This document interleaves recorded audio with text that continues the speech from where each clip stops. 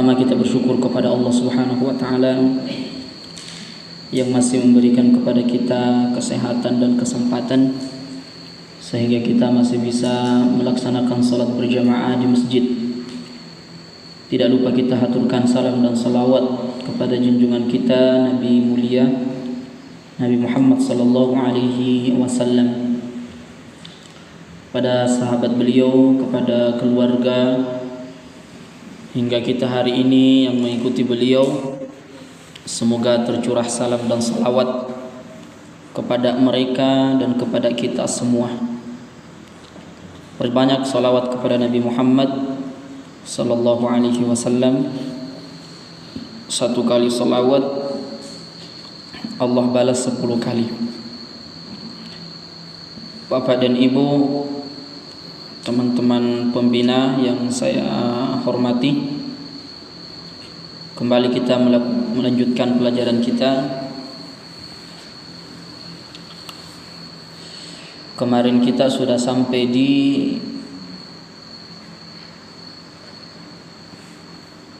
mana kemarin tuh Ustaz?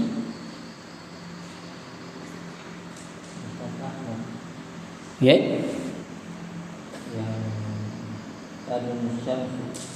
Oh ya.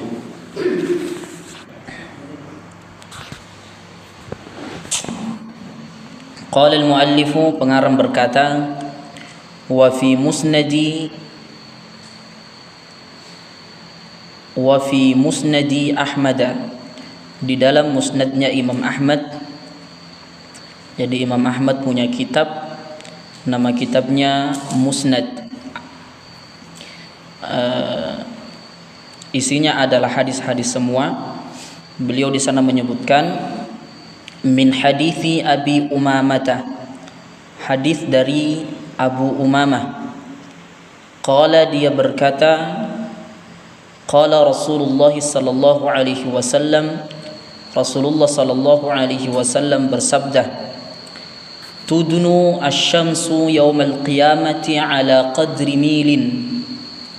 Pada hari kiamat itu matahari mendekat ala qadri milin, sampai sedekat 1 mil.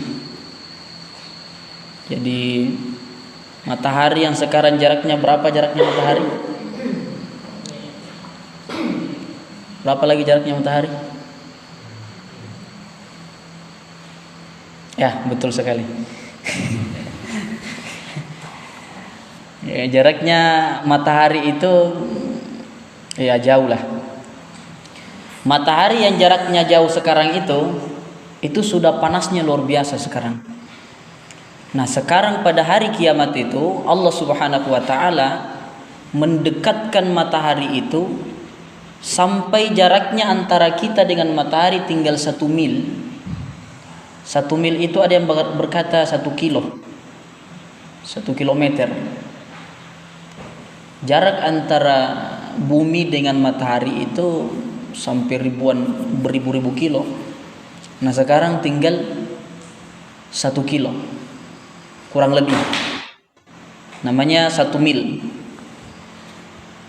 Bukan cuma itu, wa yazdadu fi harriha kadza wa kadza, kata Nabi, akan ditambah lagi panasnya begini dan begini. Artinya panasnya yang sekarang ini akan ditambah lagi sama Allah Subhanahu wa taala, sehingga panas itu membuat kita berkeringat. Saking panasnya itu. Tugla minhar ru'usu kama tugla al-quduru. Saking panasnya itu sampai membuat kepala mendidih sebagaimana mendidihnya air di atas api. Saking panasnya itu. Jadi saking panasnya sampai kepala mendidih sebagaimana air di atas api itu mendidih. Al-qudur itu artinya panci. Sebagaimana panci mendidih. Saking panasnya. Dibayangkan itu bagaimana itu api membuat panci mendidih. Seperti itulah mendidihnya. Dan kalau kita masih terfikir seperti itu, berarti belum seperti itu. Masih keras lagi.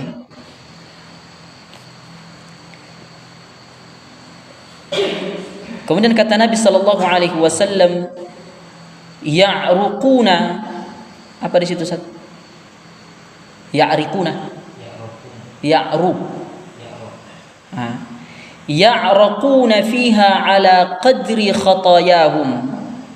Mereka akan berkeringat sesuai dengan dosa-dosa mereka. Jadi tidak usah takut kalau matahari didekatkan pada hari kiamat, karena dia akan panas sesuai dengan dosa-dosa kita. Kita pun berkeringat itu sesuai dengan dosa-dosa kita. Kalau kita punya banyak dosa, maka keringatnya banyak. Minhum man yablughu ila ka'bihi. Di antara mereka ada yang keringatnya itu sampai mata kakinya. Wa minhum man yablughu ila saqaihi. Di antara mereka ada yang keringatnya sampai kedua betisnya. Saking banyaknya itu keringat. Wa minhum man yablughu ila wasṭihi. Di antara mereka ada yang keringatnya sampai pertengahan badannya. Saking banyaknya keringat itu. Wa minhum man yuljimuhu al-'araqu. Ada bahkan sampai ditenggelamkan oleh keringatnya sendiri. Sesuai dosanya. Jadi tidak usah takut. Karena yang bekerja itu adalah dosa-dosa kita. Tergantung dosa-dosa kita. Kalau kita banyak melakukan kebaikan, semoga Allah terima, ya biasa-biasa saja. Karena ini tergantung dosa-dosanya kita.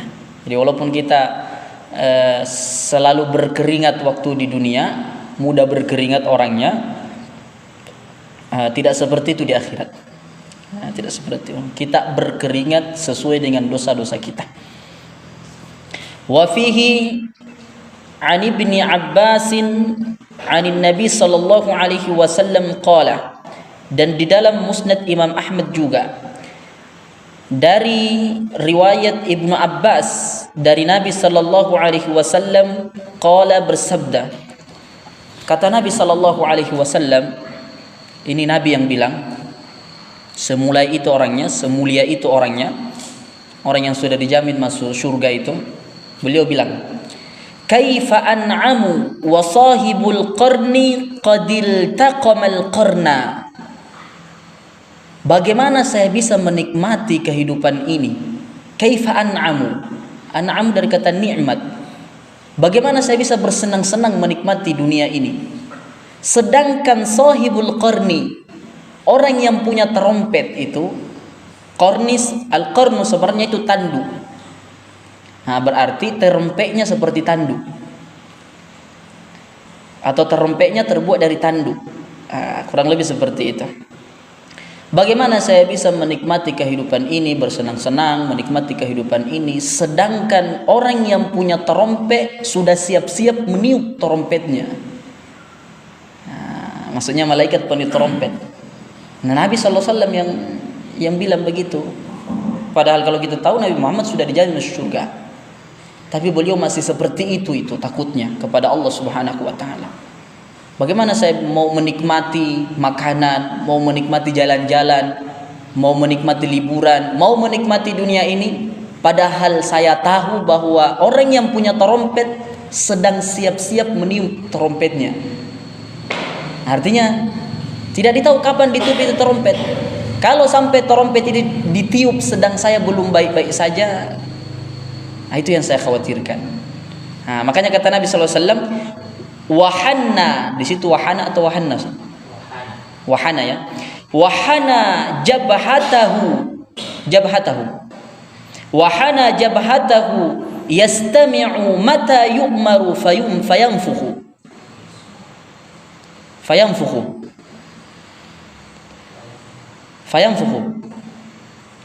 Wahana jabhatahu yastami'u mata yu'maru fayanfukhu. Itu malaikat peniup trompet itu sudah mengangkat keningnya. Apa namanya? Dahi Alis, kenapa dahi? Yang mana dahi itu? Oh iya. Saya tahu, kata Nabi Muhammad, bagaimana saya bisa menikmati hidup ini padahal yang meniup, yang punya terompet itu sudah siap-siap meniup terompetnya. Ini alisnya sudah dia angkat ke atas, artinya sudah menghadap ke atas. Apa yang dilakukan? Kenapa dia menghadap ke atas? Yastami'u mata yu'mar fayanfukhu. Sudah siap-siap memperdengarkan itu tiupan. Kapan dia diperintah maka dia tiup. Nah, jadi sekarang Bapak dan Ibu, peniup terompet itu sudah siap-siap, sudah dipegang itu terompetnya, sudah menghadap ke atas, sudah siap-siap meniup terompet itu. Kapan dia diperintah sama Allah, maka dia langsung tiup itu. Itu yang dikhawatirkan Nabi Muhammad. Bagaimana saya bisa menikmati kehidupan, sedangkan saya lihat itu malaikat peniup terompet itu sudah siap-siap meniup terompetnya. Kalau sampai dia tiup itu terompet, sedang saya tidak baik-baik saja, itu yang saya takutkan. Itu Nabi Muhammad SAW sudah dijamin masuk surga itu orang. Nah, kita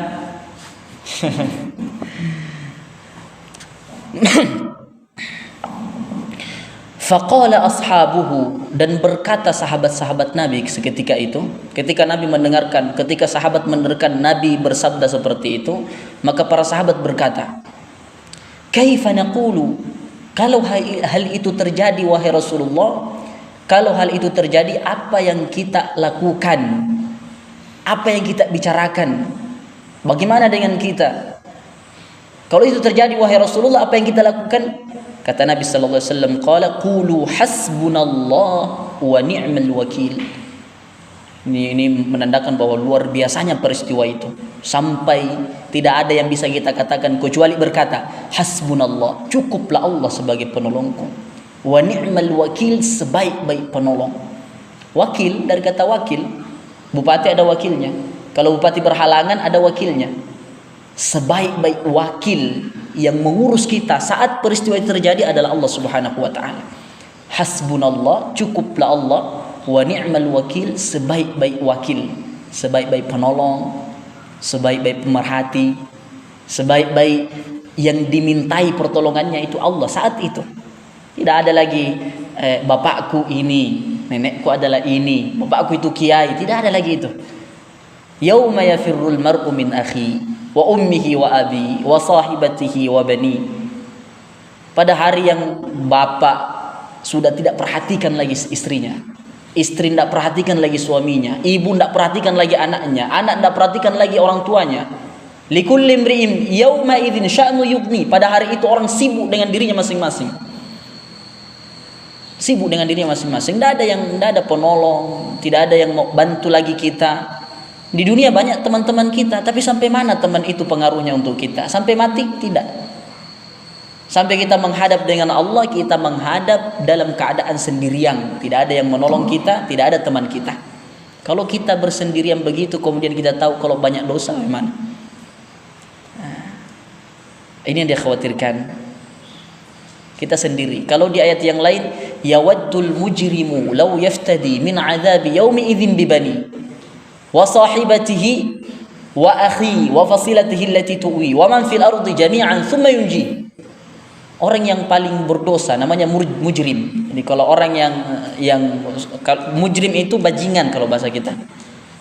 Bajingan itu yang kerjanya merusak, kerjanya melakukan kerusakan. Orang seperti itu kata Allah, yawaddul mujrimu law yaftadi min adzabi yaumi idzin bibani.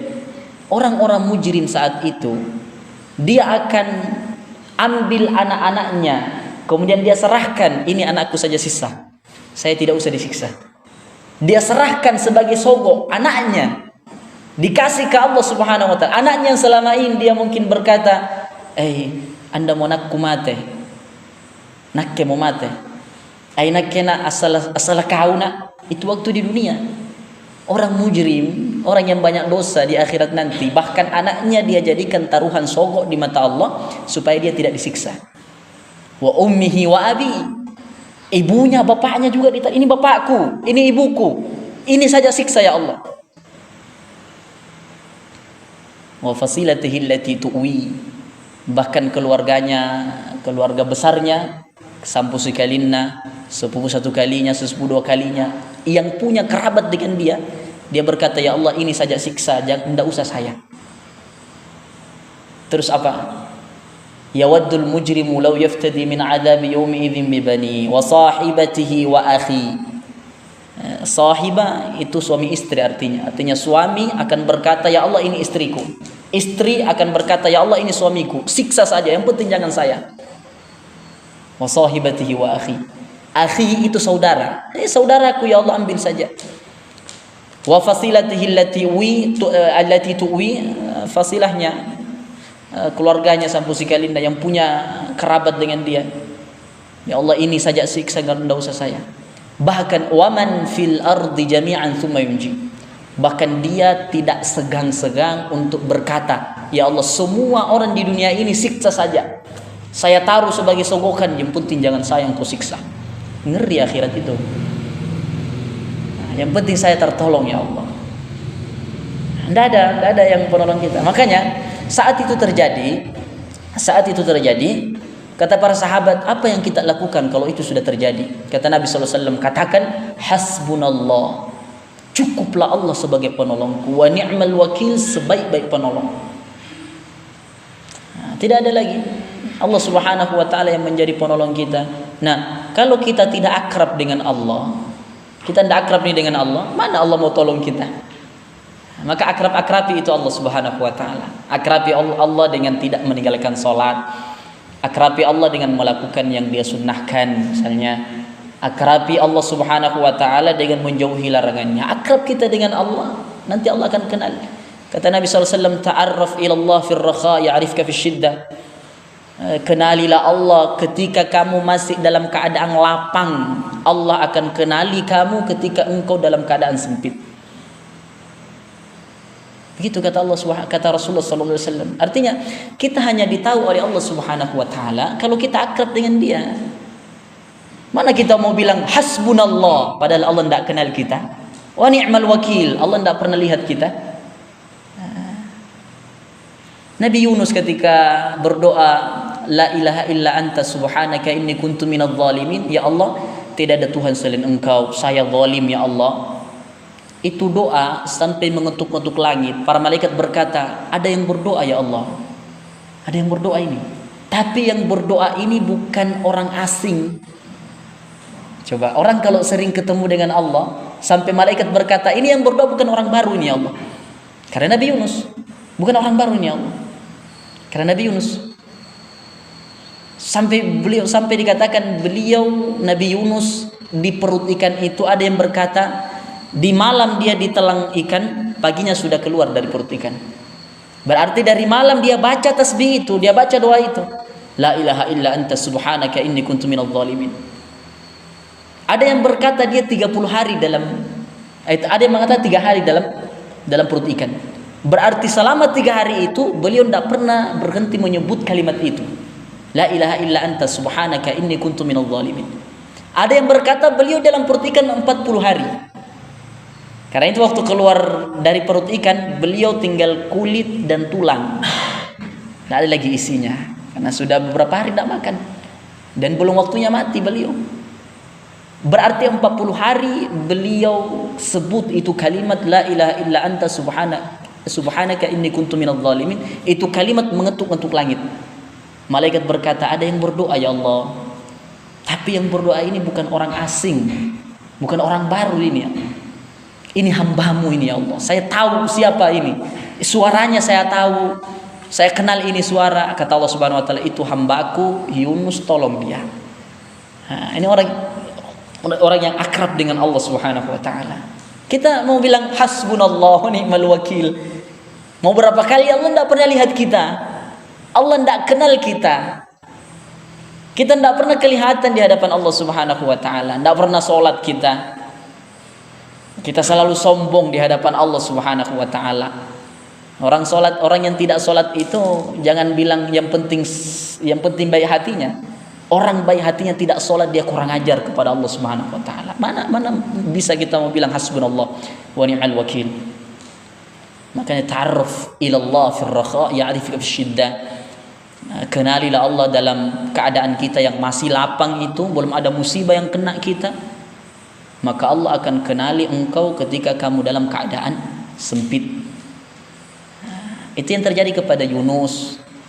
Itu juga yang terjadi kepada 3 orang yang masuk ke gua kemudian tidak bisa keluar, kemudian berwasilah masing-masing dengan amalnya itu. Namanya yang terjadi seperti itu. Nah, kalau kita punya kedekatan diri kepada Allah Subhanahu wa taala, mengakrabkan diri selalu kepada Allah Subhanahu wa taala. Kalau kita dapat kesempitan, kita bisa bilang, ya Allah saya lagi sempit ini. Ya Allah saya mau itu. Ya Allah ini anakku masih kuliah. Ya Allah jaga anak aku yang jauh di sana merantau. Bisa. Karena kita kenal dengan Allah, kita akrab dengan Allah Subhanahu wa taala. Dan itu penting. Penting. Nabi sallallahu alaihi wasallam mengatakan nanti umatku pada hari kiamat akan diketahui karena wajahnya ada bekas wudu. Kenapa ada bekas wudu? Karena terbiasa berwudu. Kebiasaan-kebiasaan yang baik yang kita lakukan itu akan menolong kita. Nah, itu. Jadi bagaimana kalau kejadian itu terjadi wahai Rasul? Kata Rasulullah, katakan hasbunallah wa ni'mal wakil. Cukuplah Allah, cukuplah untuk saya Allah sebaik-baik penolong. 'Alallahi tawakkalna, kepada Allah aku menyerahkan diri. Kepada Allah aku bertawakal, mewakilkan diri. Menyerahkan diri kepada Allah Subhanahu wa taala, karena hanya Allah saat itu yang mampu melakukan pertolongan kepada kita, hanya Allah Subhanahu wa taala. Kemudian qala al-muallif, pengarang berkata, wa fil musnadi, dan di dalam musnad Imam Ahmad aidan juga, an ibni Umar. Nah, ini Ibnu Umar, anaknya Umar bin Khattab. Yarfa'uhu, hadis ini marfu'. Apa di sana? Man ta'azzama fi nafsihi aw ikhtala, man ta'azzama fi nafsihi aw ikhtala fi mashyatihi, masya di situ. Fi mashyatihi laqiya Allah tabarak wa ta'ala wa huwa alaihi ghadbanun. Man ta'azzama fi nafsihi, siapa yang membesarkan diri artinya menganggap dirinya besar, menganggap dirinya kuat, menganggap dirinya hebat, itu namanya ta'azzama fi nafsi. Orang yang saya mampu melakukan itu. Antum tahu siapa artis terkenal itu yang dari Amerika? Siapa lagi? Perempuan. Sudah meninggal. Nggak tahu? Atau yang lain misalnya, tahu kapal Titanic? Kapal Titanic tahu di? Kapal Titanic itu, saya lupa siapa arsiteknya, saya lupa namanya. Waktu kapal itu sudah jadi, itu arsiteknya ditanya, seberapa kuat kapal ini dan seberapa lama dia bisa berlayar. Itu arsiteknya berkata, kapal ini canggih, kapal ini begini dan begitu, sampai dia pada kalimat, sampai Tuhan pun tidak bisa menenggelamkan kapal ini. Bayangkan, 4 hari setelah perdananya itu kapal, 4 hari setelah kapal itu berlayar, itu kapal tenggelam. Coba, itu namanya ta'azzama fi nafsi. Saya ini yang penting, saya semua. Itu namanya ta'azzama fi nafsi. Saya lupa siapa arsiteknya itu. Presiden di Kenya, saya lupa tahun berapa. Di Kenya itu negara Afrika. Dia ahli politisi, kemudian partainya menang. Ketika partainya menang, dia masuk di pemilihan presiden. Menang dia di presiden. Kemudian dia berkata, partaiku Tuhan pun tidak bisa menghalangi kemenangan partaiku. Dia bilang begitu. Satu hari setelah dilantik, belum sempat menyentuh kursi kepresidenan meninggal. Itu orang.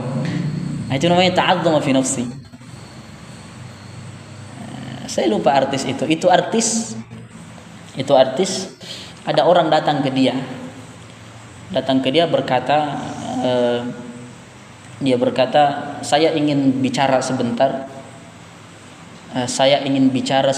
Bincang-bincang tentang Tuhan. Itu artis berkata, mohon maaf, saya tidak butuh Tuhan. Dia bilang begitu. Mohon maaf, saya tidak butuh Tuhan.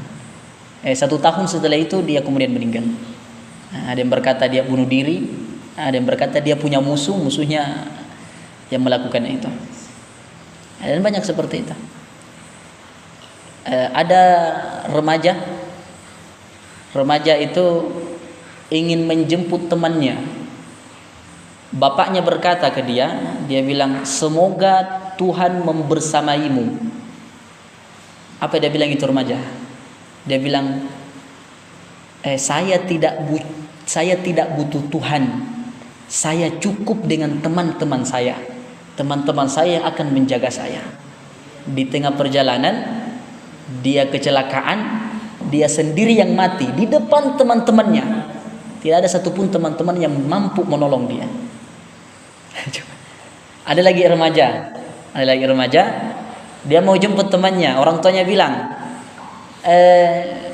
semoga Allah membersamaimu nak. Apa kata remaja itu? Mobilku sudah full.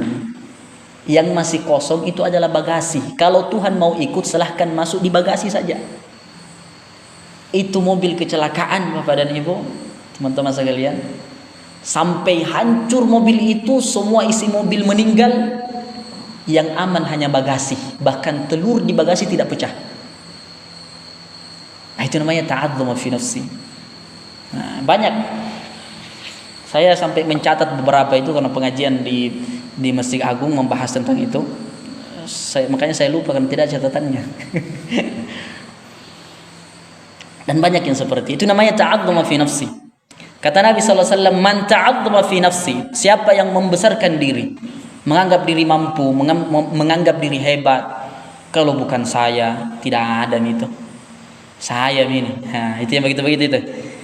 Awikhtala fi masyiyatihi, atau dia berlenggok ketika berjalan itu menampakkan kesombongan. Sombong ketika berjalan. Dan ini Bapak dan Ibu, sombong tapi berjalan dengan sombong berbeda dengan berjalan menampakkan haibah, menampakkan kemuliaan Islam, itu berbeda. Umar bin Khattab kalau berjalan sampai dadanya itu begini. Kalau berjalan dia. Tapi itu bukan kesombongan. Itu menampakkan kalau Islam itu seperti itu, muslimin itu seperti ini harusnya. Tidak boleh muslimin lemah. Al-mu'minu al-qawiyyu khairun wa ahabbu ila Allah minal mu'minid dhaif.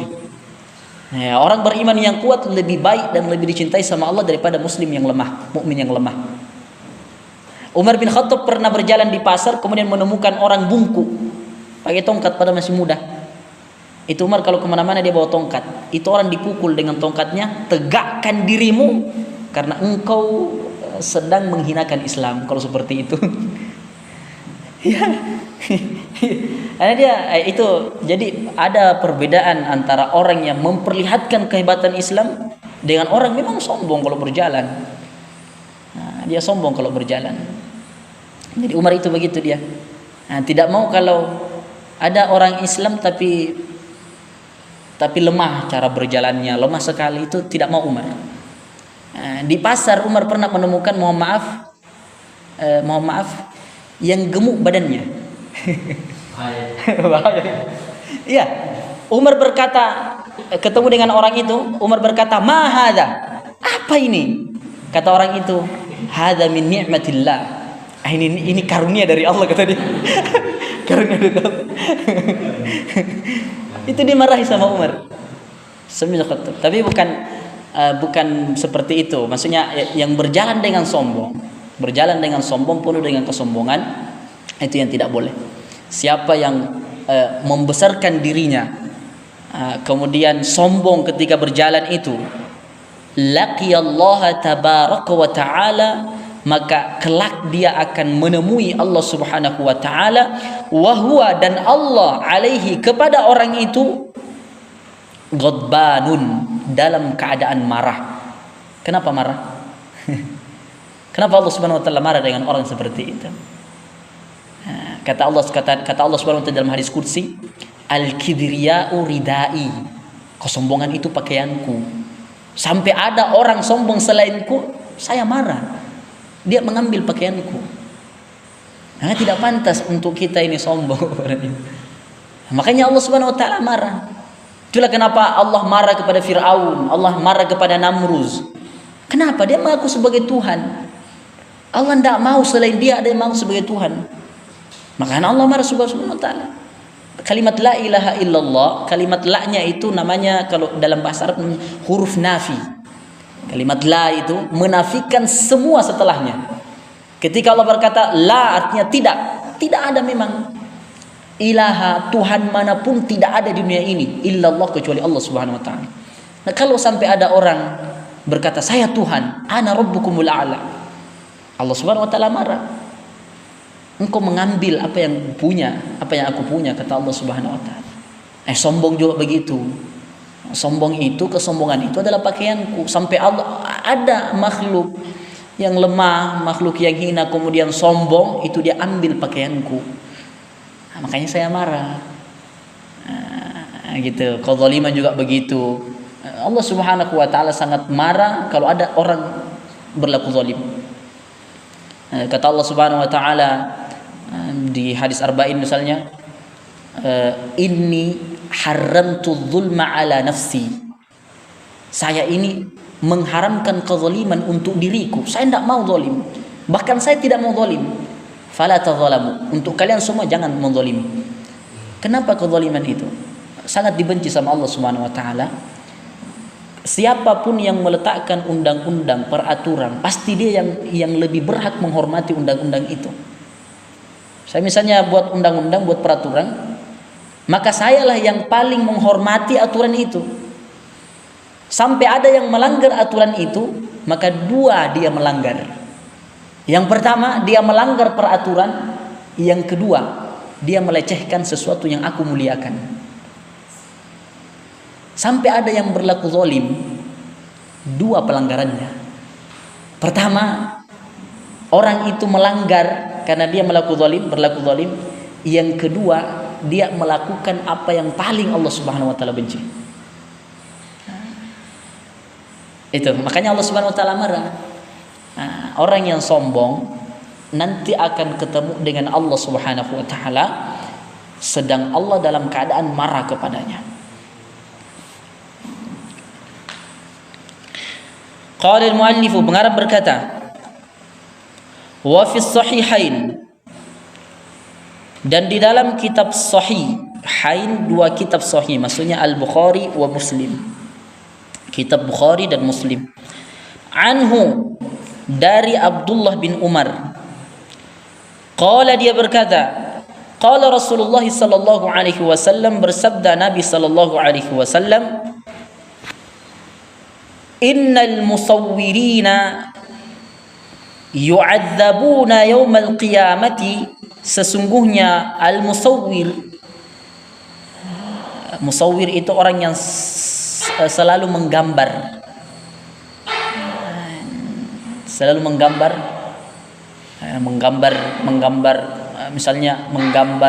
menggambar kambing, menggambar sapi. Orang yang selalu menggambar itu, dan ini butuh penafsiran, nanti kita tafsirkan. Orang yang selalu menggambar, yu'adzabuna, dia diazab. Mereka itu semua diazab sama Allah yaumal qiyamati, pada hari kiamat. Wa yuqalu lahum, dan dikatakan kepada mereka, ahyu ma khalaqtum, hidupkan apa yang kalian buat. Tapi sekali lagi ini butuh penafsiran. Begini Bapak dan Ibu, menggambar apa yang dilarang itu, semua yang digambar haram kalau yang digambar itu sesuatu yang bernyawa. Sesuatu yang bernyawa. Maksudnya adalah binatang yang punya nyawa, yang punya ruh. Kalau pohon bernyawa juga, cuma bukan itu yang dimaksud. Jadi yang tidak boleh itu menggambar sapi, menggambar kuda, menggambar kambing, tidak boleh itu. Tidak boleh yang bagaimana? Kalau gambaran itu utuh, nah, itu yang tidak boleh. Gambaran utuh maksudnya kelihatan jelas kakinya, matanya kelihatan, badannya kelihatan, sehingga lengkap itu yang tidak boleh. Nah, makanya kalau pondok kami itu di Jepara, orang Jepara itu pintar mengukir. Karena di sana tempatnya R.A. Kartini, maka dibikin patungnya. Itu yang buat patung, sebelum bikin patung itu dia konfirmasi ke para ulama dulu. Bagaimana supaya patung ini tidak termasuk patung yang dilarang? Nah, maka bagaimana cara menggambarnya? Bagaimana cara bikin patungnya? Maka kakinya tidak kelihatan. Nah, begitu. Jadi tidak utuh itu gambar, itu yang dibolehkan. Nah, kalau dia sampai utuh, itu yang dikatakan nanti pada hari kiamat, hidupkan apa yang kamu ciptakan itu. Nah, kayak begitu nah. Jadi bukan semua gambar, bukan semua gambar. Jadi kalau kita menggambar tapi kepalanya atau misalnya kepalanya sama badannya tapi tidak kelihatan kakinya atau tidak utuh kakinya, maka kalau menggambar jangan dikasih utuh. Jangan dikasih utuh. Itu larangan dari Nabi sallallahu alaihi wasallam. Itu tidak boleh. Dan mohon maaf kalau itu kita lakukan hari ini. Begitu kalau kita memang hobi menggambar, seperti itu kalau kita mau menggambar, supaya terhindar dari ancaman itu. Jangan dikasih full, jangan dikasih jelas semuanya. Nah, kalau sampai jelas, itu yang dilarang oleh para ulama ketika menafsirkan hadis ini, ketika mensyarah hadis ini. Yang dilarang itu adalah gambar yang utuh. Patung juga begitu. Nah, bikin patung tapi lengkap, itu yang tidak boleh. Nah, begitu. Kalau patungnya R.A. Kartini, saya sudah pernah tanyakan. Saya sudah pernah tanyakan itu patungnya R.A. Kartini bagaimana waktu dibuat, kata dia yang bikin patung itu konfirmasi dulu dengan kiai-kiai di sana. Nah, begitu. Nah, gitu. Itu yang dimaksud. Kemudian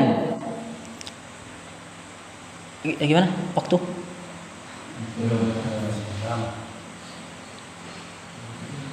Kalau 5 menit, ya? 15 menit. Oke.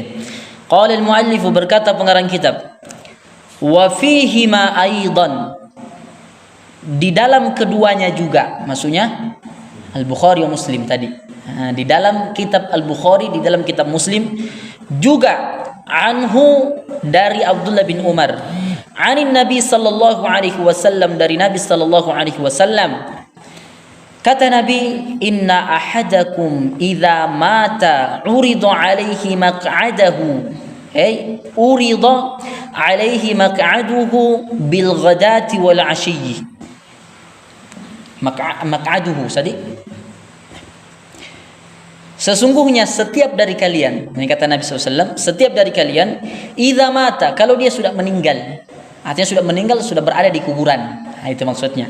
Kalau orang meninggal kemudian sudah berada di kuburannya masing-masing, dan semua akan seperti itu, uridu alaihi maq'aduhu bil ghadati wal 'ashiyyi, akan diperlihatkan tempat duduknya setiap pagi dan sore. Nah, setiap pagi dan sore itu diperlihatkan tempat kita nanti. Karena ini masih di kuburan, Pak. Nah, belum masuk surga, belum ada yang masuk neraka, belum ada yang masuk surga, masih di kuburan. Maka setiap pagi dan sore diperlihatkan tempatnya itu. Diperlihatkan tempatnya. In kana min ahlil jannah fa min ahlil jannah. Kalau dia penghuni surga, itu ahli kubur yang meninggal itu di kuburannya. Kalau dia penghuni surga, dia akan diperlihatkan tempatnya di surga. Oke. Wa in kana min ahlin nar fa min ahlin nar. Kalau dia penghuni neraka, dia akan diperlihatkan tempatnya di neraka. Bayangkan setiap pagi dan sore. Kalau kita tempatnya di neraka, itu setiap pagi dan sore diperlihatkan di tempat. Bagaimana ngerinya itu. So, kita ini sudah sekak. Itu di tempatku di neraka. Begitu. Diperlihatkan setiap pagi dan sore. Fayuqalu, dan dikatakan kepadanya, hadza maq'aduka, ini itu tempatmu.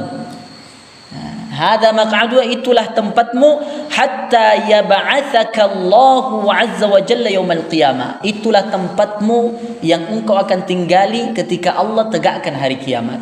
Jadi ketika Allah tegakkan hari kiamat, semua sudah diputuskan. Tempat kita yang kita lihat di kuburan itu kita akan tinggali. Jadi memang disiksa betul, bukan cuma siksa kubur dia dapat. Tempatnya diperlihatkan, bayangkan. Tempatnya diperlihatkan. Qala al-muallif, berkata pengarang kitab, wa fihi ma aidan, dan di dalam Al-Bukhari Muslim juga dikatakan anhu, dari Abdullah bin Umar, ani Nabi sallallahu alaihi wasallam, dari Nabi sallallahu alaihi wasallam, idza sara ahlul jannati fil jannati wa ahlun nari fil nari, kalau penghuni surga sudah masuk ke dalam surga, penghuni neraka sudah masuk ke dalam neraka, ji'a bil mauti, didatangkan kematian. Jadi kematian itu makhluk, Bapak dan Ibu. Kematian itu makhluk. Seperti manusia itu makhluk, kematian juga makhluk. Jadi orang kalau sudah masuk surga, yang penghuni surga, masuk neraka penghuni neraka, didatangkan kepadanya kematian itu. Karena mati itu makhluk, didatangkan itu kematian. Ini kematian datang kematian. Itu datang kematian, didatangkan kepadanya kematian,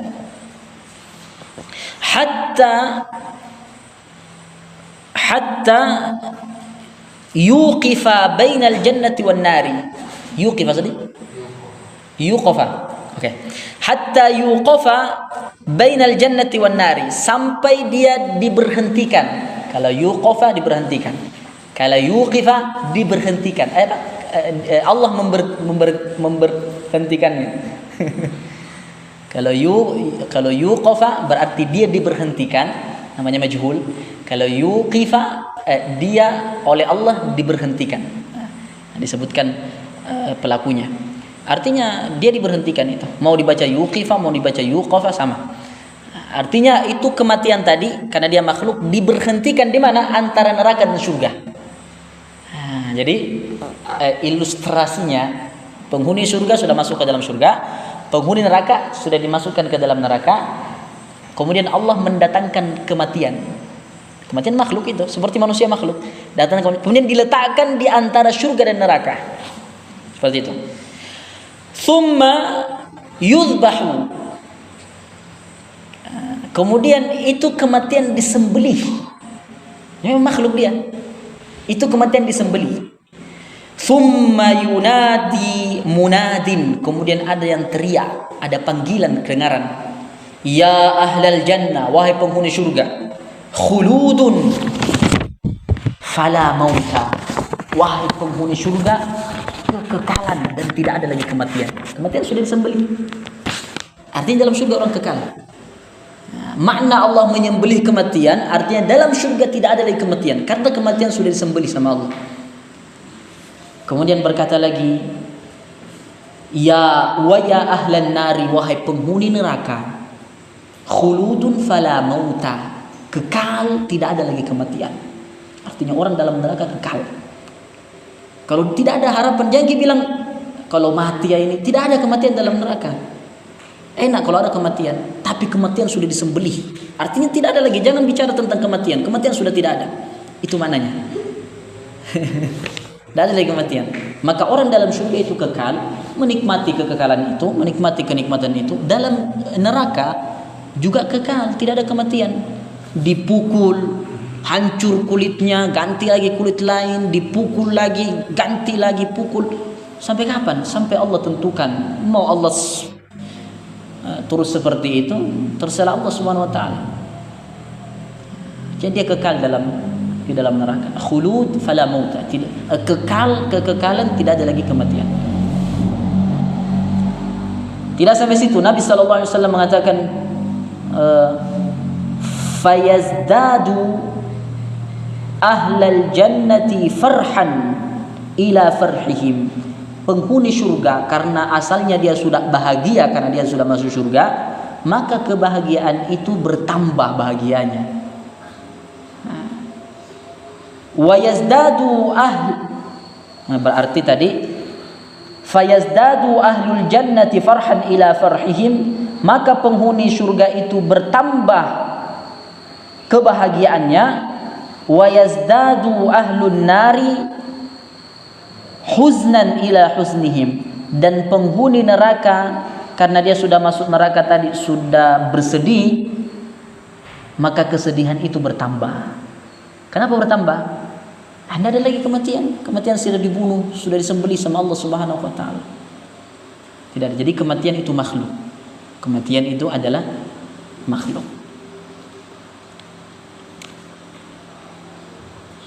Gimana? Tinggal berapa? 5 menit. Satu hadis lagi, Satu hadis lagi. Wa fil musnadi, dan di dalam musnad Imam Ahmad, anhu dari Abdullah bin Umar, qala, dia berkata, man ishtara thawban bi'ashrati darahim fiha dirhamun haramun lam yaqbalillahu lahu salatan ma dama alaihi. Kata Nabi SAW, siapa yang beli pakaian tapi uang yang dipakai beli itu harga pakaiannya beberapa dirham, tapi di antara uang itu ada uang yang haram, baik itu 1 rupiah dari uang itu. Misalnya ada baju kita beli harganya 100.000, sebenarnya yang 1.000 saja yang haram. Bukan semuanya itu haram itu uang, yang 1.000-nya saja atau 500-nya saja atau 1 rupiahnya saja yang haram. Itu namanya dirhamun haramun, 1 dirhamnya haram. Apa yang terjadi kalau orang beli pakaian dengan uang seperti itu? Kata Nabi sallallahu alaihi wasallam, lam yaqbalillahu lahu salatan ma dama alaihi. Salatnya tidak akan diterima sama Allah selama dia pakai pakaian itu. Selama dia pakai pakaian itu tidak diterima salatnya. Bisa juga madama alaihi, selama dia di atas perilaku itu. Nanti dia tobat dari perilaku itu baru salatnya diterima. Gitu. Summa adkhala usbu'aihi fi udunaihi. Kemudian Abdullah bin Umar meletakkan jari jemarinya ke telinganya.